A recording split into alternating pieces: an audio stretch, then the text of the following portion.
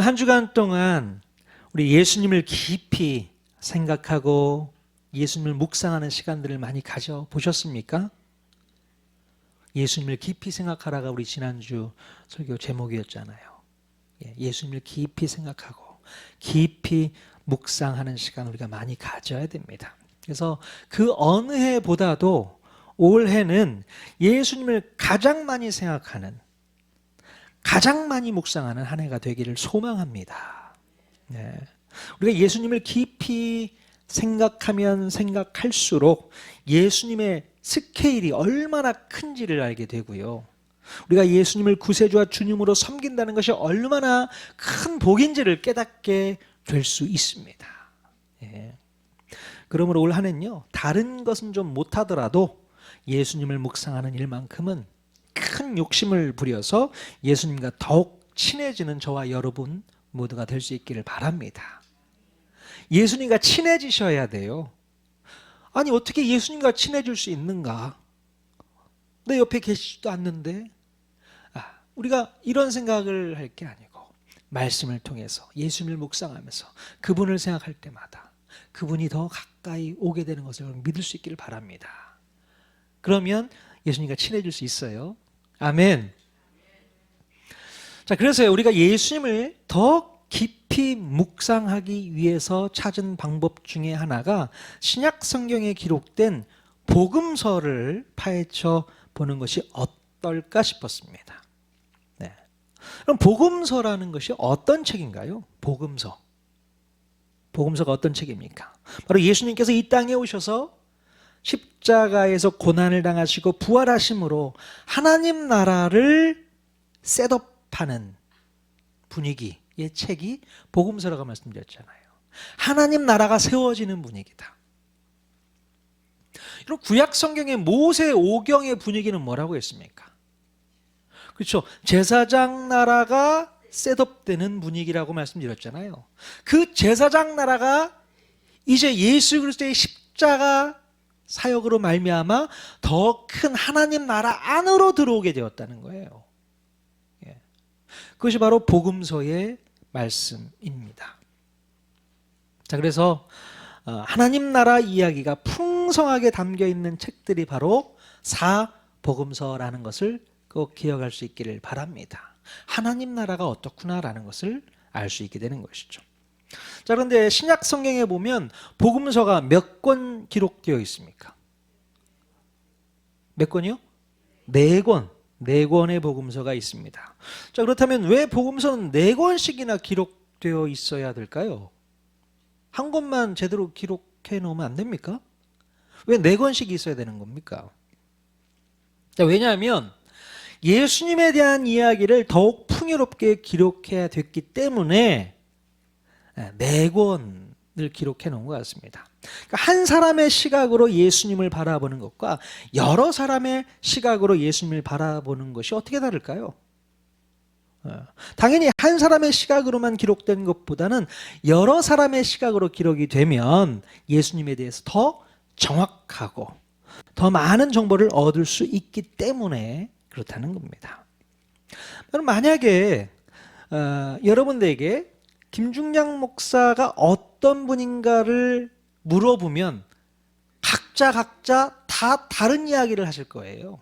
물론 공통되게 겹치는 얘기도 있겠지만 서로 다 다르잖아요. 목사님은 어떻다? 보는 사람마다 저에 대한 느낌이 다 다르잖아요.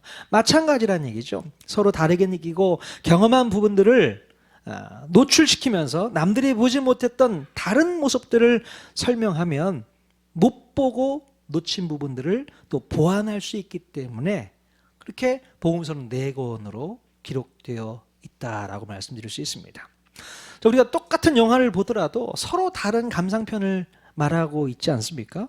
똑같은 예수님에 대한 이야기를 하더라도 예수님을 경험한 경험치가 다 다르기 때문에 각각 다른 시각을 가진 복음서 기자의 글들을 읽어보면 좀 더 예수님을 이해할 수 있지 않을까 싶습니다.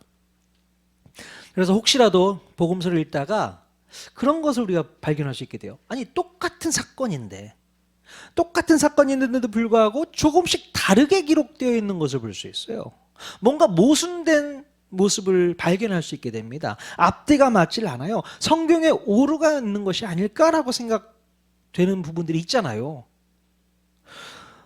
자, 그렇다고 해서 여러분 그것을 비판적인 시각으로 바라봐서는 안 됩니다. 아까 말씀드렸던 것처럼 뭐가 문제인 거예요? 여러 사람의 시각이 다르기 때문에 조금씩 다르게 기록되어 있을 뿐 잘못된 것이 아니라는 것을 여러분 꼭 기억하셔야 됩니다. 그래서 오해하지 마시라는 거예요. 야, 성경이 이거 잘못된 거 아니야?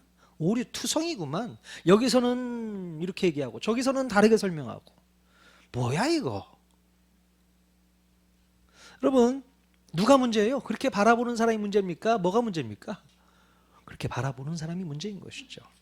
그래서 우리가 성경을 바라볼 때에 이렇게도 볼 수 있고 저렇게도 볼 수 있고 여러 사람의 시각에 의해서 글을 써 내려갔기 때문에 조금씩 차이는 있지만 그러나 하나의 복음 이야기를 담고 있다는 사실을 꼭 기억하시면서 이 복음서를 읽어가시면 좋겠습니다. 자, 그러면 왜 저는 다른 세 권의 복음서를 내려놓고 오늘 읽은 이 누가복음을 붙잡았을까요? 왜 그랬을까요? 지난주에도 말씀드렸지만 우리는 이미 사도행전을 배웠는데요. 사도행전의 저자가 누구라고 했습니까? 누가라고 했잖아요. 바로 이 누가복음의 저자가 동일 인물이기 때문에 같은 저자의 시각으로 쓴 복음서는 어떨까 싶어서 이 누가복음을 택하게 되었습니다.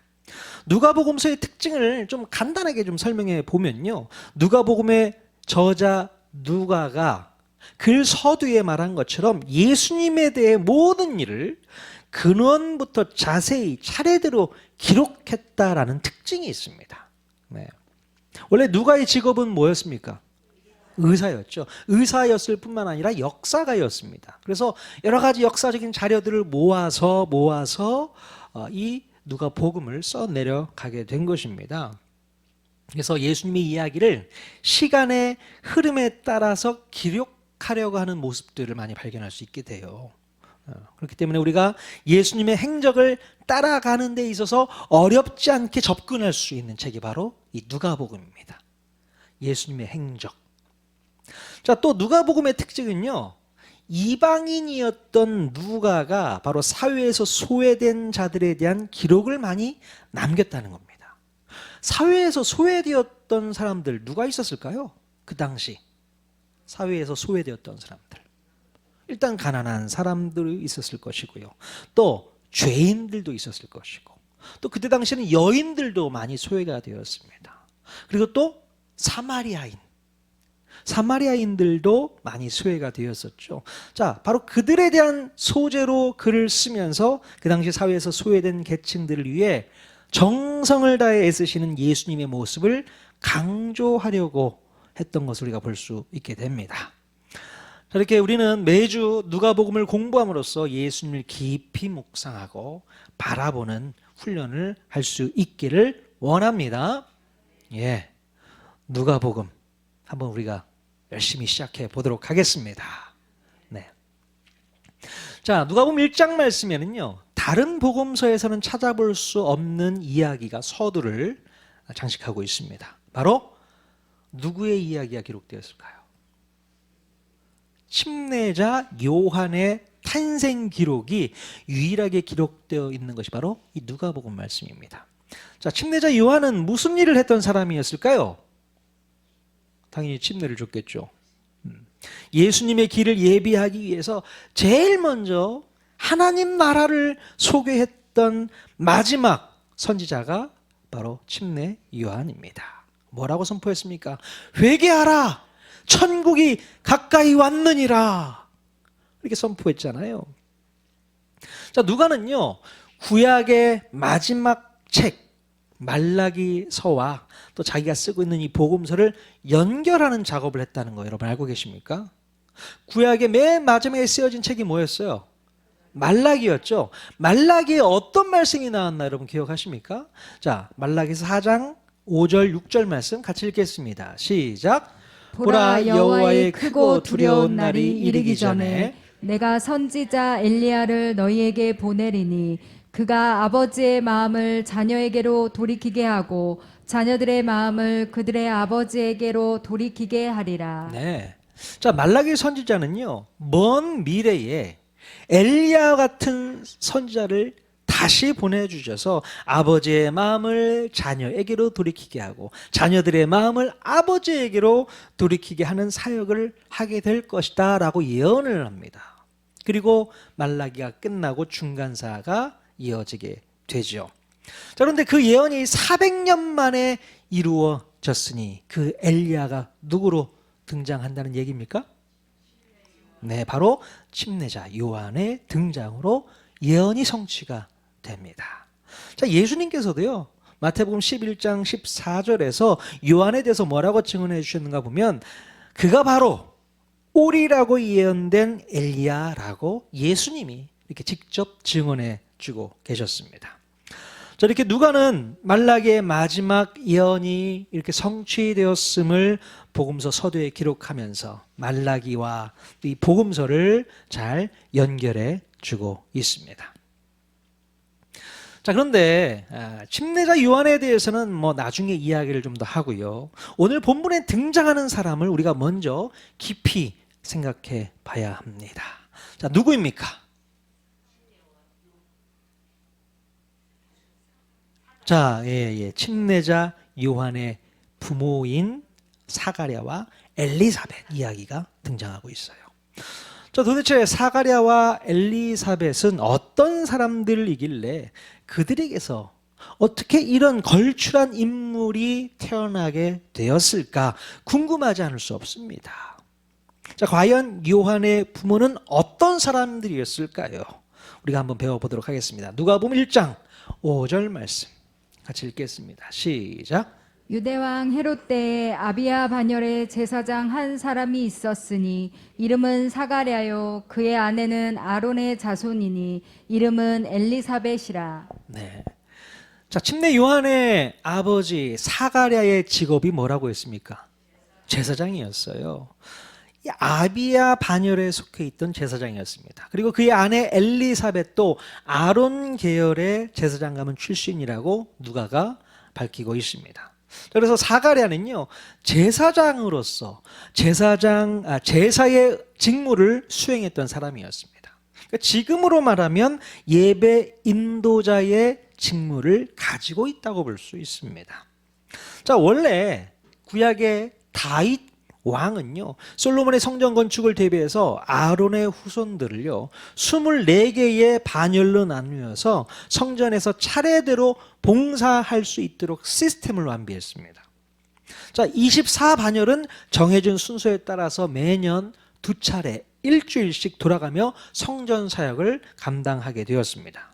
자, 그 당시에 한 반열마다 평균 한 750명 정도의 제사장으로 구성되었고, 어느 제사장이 성전에 들어가서 사역하게 될지는 제비를 뽑아서 정했다고 합니다. 자, 그런데요, 이 사가랴가 속한 아비야 반열이 차례가 되었을 때에 그 많은 제사장 중에 바로 오늘 사가랴가 제비에 뽑혀서 제사장의 직무를 수행할 수 있었던 것입니다. 얼마 만에 제비에 뽑혀서 성전 업무를 하게 되었는지는 모르지만 이 나이 많은 사가랴는 성전 업무에 성실히 임했을 것입니다. 자, 누가는 이 제사장 사가랴가 진정한 예배자였음을 설명하기 위해 설명하고 있는 단어가 있는데요. 자, 8절에 보면 뭐라고 쓰여 있습니까? 바로 하나님 앞에서, 그가 하나님 앞에서 제사를 드렸다고 표현하고 있습니다. 제사장 사가랴는요, 늘 하나님 앞에서 예배하는 진실한 예배자였다는 거예요. 우리는 예배를 드리면서도 하나님 앞에서 예배한다는 생각을 잊을 때가 너무 많습니다. 예배는 정말 하나님 앞에서 드리는 거잖아요. 근데 예배를 드리러 오면서도 하나님 앞에 있다라는 생각을 하지를 못하는 거죠. 오히려 하나님이 아닌 사람 앞에서 예배한다라고 생각하는 경우가 많습니다. 특히 예배를 인도하는 사람들이 주의해야 할 것이 바로 이 부분인 것입니다. 저도 예배 인도자이고요. 우리 찬양팀도, 우리 악기를 다루는 세션도 예배를 인도하는 사람들이잖아요. 그러니까 하나님 앞에서 예배한다라는 생각을 가지고 예배를 해야 되는데 사람 앞에서 예배를 한다? 이거는 잘못된 생각이라는 거죠. 어떻게 해서든 사람들에게 잘 보이기 위해서 뭔가 아름답게 디자인하고 꾸미고 이런 것에만 집중하면 안 된다는 겁니다. 물론 그 부분도 우리가 신경 써야 되겠지만 가장 중요한 것은 내가 하나님 앞에 서 있다. 하나님 앞에 서 있다라는 생각을 늘 해야 된다는 것입니다. 심지어 예배 때에 대표 기도를 하거나 또 특송을 하거나 할 때에도 여러분 기억하십시오. 하나님 앞에 예배하는 거고요. 하나님 앞에서 기도하는 거고 특송하는 겁니다. 근데 우리는 너무 긴장을 많이 해요. 대표 기도할 때도 그렇고 특송할 때도 그렇고. 왜요? 앞에 사람이 있으니까. 실수하면 안 되겠기에. 여러분 긴장하지 마십시오. 하나님 앞에 예배하는 거니까. 좀 실수하면 어떻습니까? 좀 잘 못하면 어떻습니까? 우리 하나님은 이해하고 계시잖아요. 사람들이 이해를 안 하니까 더 신경을 곤두세우는지 모르겠습니다. 가장 중요한 것은 하나님 앞에 예배하는 거다. 꼭 기억할 수 있기를 바랍니다. 그래서 우리는 하나님께 올려드리는 영적인 예배가 되어야 될 줄로 믿습니다. 그러니까 사람들의 시선에 우리의 마음을 빼앗긴다면 그 예배는 온전한 예배가 될 수 없는 것이죠. 사람들의 시선에 더 주목을 하고 있다면 안 된다는 것입니다. 하나님의 시선에 더 우리가 관심 갖고 주목할 수 있기를 바랍니다. 자, 그러므로 우리는 온전히 하나님 앞에 서 있음을 반드시 기억해야 됩니다. 하나님 앞에서. 자, 이 말은요, 라틴어로 무슨 단어가 있죠? 코람데오라는 단어가 있습니다. 코람데오. 이것이 바로 하나님 앞에서라는 뜻입니다. 자, 이 코람데오의 정신은 단순히 우리가 예배할 때만 활성화되어서는 안 된다고 저는 생각을 해요. 하루 24시간 내내 하나님 앞에 서 있는 예배자임을 우리는 잊지 말아야 됩니다. 교회 와서만 하나님 앞에 있는 게 아니에요. 여러분 평상시의 삶 가운데서도 하나님 앞에서 서 있는 예배자임을 기억할 수 있기를 바랍니다. 코람데오의 삶을 살아야 되는 거죠. 예배만 딱 드리고 나가면 똑같이 세상 사람들과 같은 모습으로 살아가서는 안 된다는 겁니다. 예배하러 왔을 때에 하나님 앞에 예배할 때 그 경건한 모습, 거룩한 모습을 가지고 세상 가운데 나가서도 거룩하고 경건한 모습을 가지고 살아야 되는 거예요. 이것이 바로 하나님 앞에 있다는 의식을 갖고 있는 사람의 행동인 줄로 믿습니다. 바로 침례 요한의 아버지 사가랴는 코람데오의 삶을 온전히 살았던 예배자라는 것입니다. 바로 이런 예배자에게서 예수님의 길을 예배하는 다음 세대가 탄생할 수 있었다는 겁니다. 기억하십시오. 하나님의 온전한 예배자가 다음 세대를 키워낼 수 있습니다. 여러분들이 진실로 하나님 앞에 예배하는 자가 되었을 때에 여러분의 자녀들이 그것을 배우게 되는 것이죠. 다음 세대가 세워지게 된다는 거 꼭 기억할 수 있기를 바랍니다. 자, 두 번째로 침례자 요한의 부모는 어떤 사람들이었나? 누가복음 1장 6절 말씀 또 읽겠습니다. 시작. 이 두 사람이 하나님 앞에 의인이니 주의 모든 계명과 규례대로 흠이 없이 행하더라. 네. 사가랴와 엘리사벳은 하나님의 말씀을 삶의 원칙으로 삼았던 사람들입니다. 주의 모든 계명과 규례대로 흠이 없이 행했다고 누가가 기록하고 있죠. 자, 여기서 흠이 없다는 말은 완벽하게 살았다 그런 말이 아닙니다. 자, 결정적인 흠을 잡을 수 없는 성숙한 인생을 살아냈다라는 얘기를 하고 있는 것이죠. 자, 그들은 하나님의 말씀을 지식으로만 안 것이 아니라 삶 속에 적용하면서 살았다는 거예요. 그래서 하나님 앞에 의인이라는 말을 들을 수 있었던 것입니다. 자, 하나님께서는 말씀을 붙들고 그 말씀을 지키기 위해서 몸부림치는 사람들에게 큰 복을 주신다는 것을 우리가 분명히 깨달아야 될 줄로 믿습니다.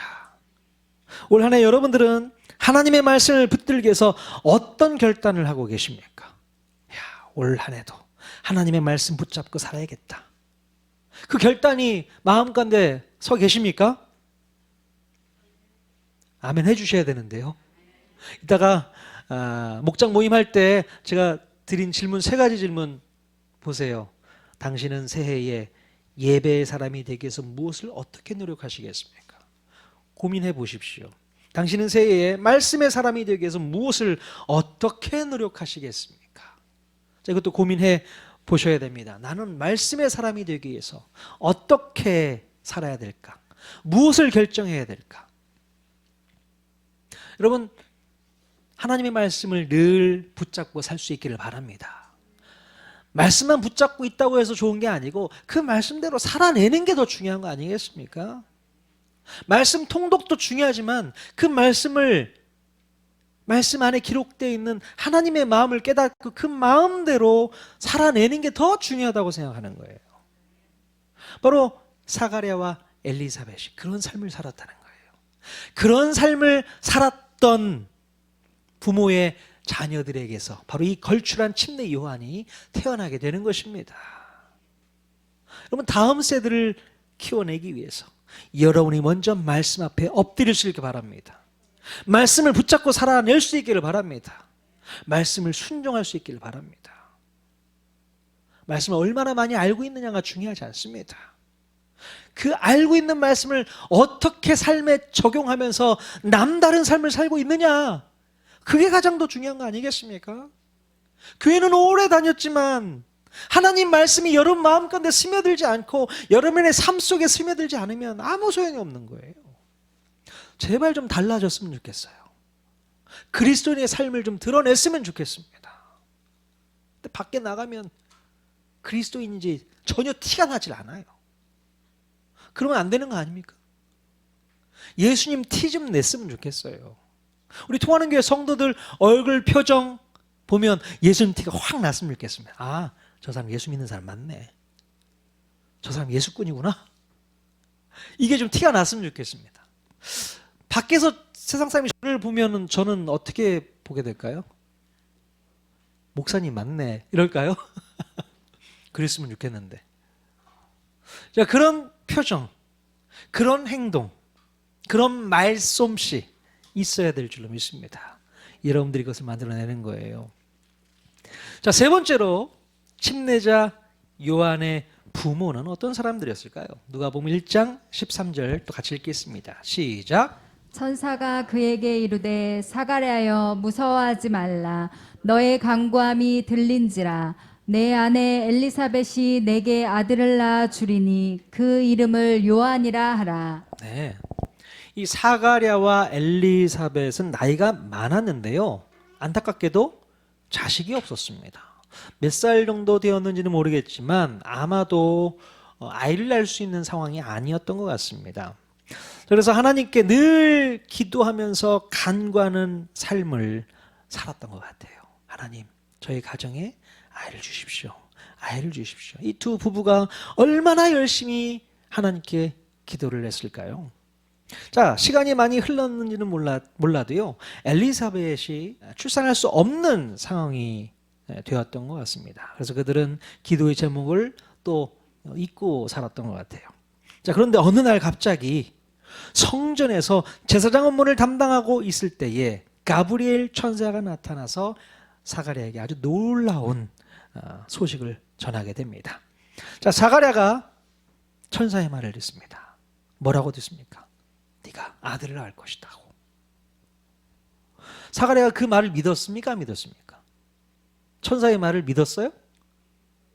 성경을 보시면 도무지 믿지를 못한 거예요. 아니, 내 아내가 나이가 몇 살인데 지금 아이를 낳을 수 없는 나이가 많은 아내한테서 무슨 애가 나오겠는가, 믿지를 못하는 거죠. 자, 그래서 이 일로 자식을 낳기까지 잠시 언어를 잃어버리는 징계를 감수해야만 했습니다. 자, 그러나 중요한 것은, 자, 우리의 모든 기도를 하나님은 기억하고 계신다는 사실입니다. 예. 그리고 하나님은요, 하나님의 때에 하나님의 방법으로 응답해 주신다는 사실입니다. 아무리 우리가 생각해 볼 때 이것은 불가능한 일이야. 어떻게 내가 애를 낳을 수 있어? 상황이 안 될 상황인데. 그러나 하나님의 때에 하나님의 방법으로 하나님께서는 기적을 베풀어 주신다는 겁니다. 놀라운 역사가 있는 것이죠. 그러면 사가랴의 이름에 뜻이 있습니다. 무슨 뜻을 갖고 있는지 아세요? 바로 하나님이 기억하신다라는 뜻을 갖고 있습니다. 하나님이 기억하신다. 자, 하나님은 사가랴의 이름의 뜻처럼 우리가 간구한 모든 것을 기억하고 있는 줄로 믿습니다. 아마도 사가랴는 이 일을 계기로 더욱 하나님께 믿음으로 기도하는 기도의 사람이 되었으리라 믿습니다. 정말 그렇구나. 우리가 기도했던 것이 땅에 떨어지지 않았구나. 하나님께서 응답해 주시는구나. 들어주시는구나. 내 소원을 이루어 주시는구나. 모든 인간적인 계산을 다 내려놓게 만드시고 불가능한 상황 속에서도 나의 기도를 들어주시는 하나님을 사가랴는 믿게 되는 것이죠. 그래서 그때부터 더욱더 하나님 앞에 기도하면서 나아가게 되지 않았을까 싶습니다. 그 기도의 사람에게서 태어난 침례자 요한, 그 부모 밑에서 자란 침례자 요한이 하나님의 놀라운 일을 하게 된다는 것입니다. 여러분, 하나님께서는요 우리의 한숨 소리도 놓치지 않는 그런 분이시라는 거예요. 한숨 소리도 다 듣고 계세요. 한숨 많이 쉬십니까? 아휴, 한숨 많이 쉬시잖아요. 왜 한숨을 쉬는 거예요? 너무 속상하고 너무 답답하고 너무 고통스럽고 그러니까 한숨을 쉬잖아요. 한숨. 자, 그러나 여러분 그 한숨조차도 우리 주님이 듣고 계십니다. 오히려 한숨을 내쉬기 전에 기도하십시오. 기도로 한숨을 대신하십시오. 하나님께서 그 한숨 소리도 듣고 계실 줄로 믿습니다. 하나님 이것 좀 들어주십시오. 이것 좀 응답해 주십시오. 이것 좀 고쳐주십시오. 이것 좀 치유해 주십시오. 하나님이 들으신다고 여러분 꼭 믿을 수 있기를 바랍니다. 예전에 제가 지나가는 말로 했던 기도가 응답된 적이 있습니다. 어떤 일이 있었냐면요, 예전에 대흥교에서 대학부 사역을 할 때에 수련회를 부흥회를 인도하기 위해서 한 목사님을 초대를 했습니다. 자, 그 목사님이 열심히 부흥회 강의를 하고 말씀을 전하시고 큰 은혜를 받은 거예요. 그때 당시 제가 전도사였는데 그분께 이제 가시는 길에 또 드시라고 먹을 것도 챙겨드리고 막 이렇게 섬겼습니다. 그랬더니 그 목사님이 저한테 뭐라고 했는지 아세요? 와, 우리 전도사님은 섬김의 은사가 있으시네요 그러시는 거예요. 그 칭찬이 너무 좋은 거야 나한테는. 와, 이렇게 인정받고 칭찬받는구나. 내가 저분과 함께 나중에 목회를 한번 같이 협력했으면 좋겠다. 저분에게서 목회를 좀 배웠으면 좋겠다. 이런 생각을 갖게 되었어요. 짧게 하나님께 기도했는지도 모르겠습니다. 하나님 저분과 함께 목회 한번 해볼 수 있게 해주십시오. 근데 하나님께서 그 기도에 응답하셨습니다. 10여 년이 훨씬 지난 뒤에 그 목사님을 저희 교회로 보내주셔서 담임 목회를 하게 하시고 제가 부교육자로 사역을 했던 겁니다. 조경호 목사님. 네. 하나님께서는 우리의 그 짧은 기도, 우리의 지나가는 기도, 우리의 한숨조차도 내버리지 아니하시고 하나님께서 이루어 주셨다는 것을 꼭 기억할 수 있기를 바랍니다. 여러분의 삶 가운데 돌이켜보시면 하나님께 간절히 간구했던 기도뿐만 아니라 그냥 짧게 기도했던 것까지도 응답되어진 일들이 많이 있을 거예요. 생각지도 못했기 때문에 기억이 안 나는 것뿐이지 여러분 하나님께서는 여러분의 그 작은 신음소리도 듣고 계시고 응답하시는 하나님인 줄로 믿습니다. 그러니 오늘 우리도 기도를 통해서 하나님께 영광 올려드리는 귀한 삶을 살아야 될 줄로 믿습니다. 기도해야 되는 거예요. 더욱더 열심히 하나님 앞에 무릎 꿇어야 됩니다. 간절히 간구해야 됩니다. 하나님 응답해 주십시오. 우리를 살려주십시오. 우리를 도와주십시오. 오직 하나님 앞에 온전히 나아가는 삶을 살 수 있게 해주십시오. 그런 기도가 우리에게서 끊임없이 나와야 될 줄로 믿습니다. 네. 이렇게 침례 요한의 아버지, 어머니 사가랴와 엘리사벳은 예배의 사람으로서 또 말씀의 사람으로서 기도의 사람으로서 하나님 앞에 나아가게 됩니다. 바로 그 부모 밑에서 놀랍게 하나님의 나라를 선포했던 다음 세대가 등장하는데 그가 바로 침례 요한인 것이죠. 또 그 침례 요한이 어린 시절부터 그 부모 밑에서 얼마나 많이 잘 배웠겠습니까? 하나님을 예배하는 법을 배우고 하나님 말씀 앞에 순종하는 삶을 살아내고 또 하나님 앞에 기도하는 삶을 살면서 성장해 나아갔던 그 침례 요한을 기대해 볼 수 있습니다. 오늘 우리 통하는 교회에도 우리 아이들이 있습니다. 중등부로 올라가는 우리 예성이, 우리 서율이, 또 중학교 졸업하고 고등부로 올라가는 친구들도 있습니다. 우리 예준이, 우리 지용이, 또 그 아이들. 하나님께서 우리에게 주신 귀한 아이들이 이제 하나님께서 기뻐하시는 다음 세대로 우뚝 서기 위해서 오늘 우리가 해야 될 것은 바로 이 세 가지입니다. 예배하는 삶, 또 말씀 앞에 엎드리는 삶, 또 기도로 하나님께 나아가는 삶. 이 삶을 여러분들이 꾸준하게 이루어내실 수 있기를 주님의 이름으로 간절히 축원드립니다. 그러면 우리의 자녀들이 변화됩니다. 우리의 자녀들의 미래가 바뀝니다. 그것을 기대하면서 승리하는 저와 여러분 모두가 다 될 수 있기를 주님의 이름으로 간절히 축원드립니다. 아멘.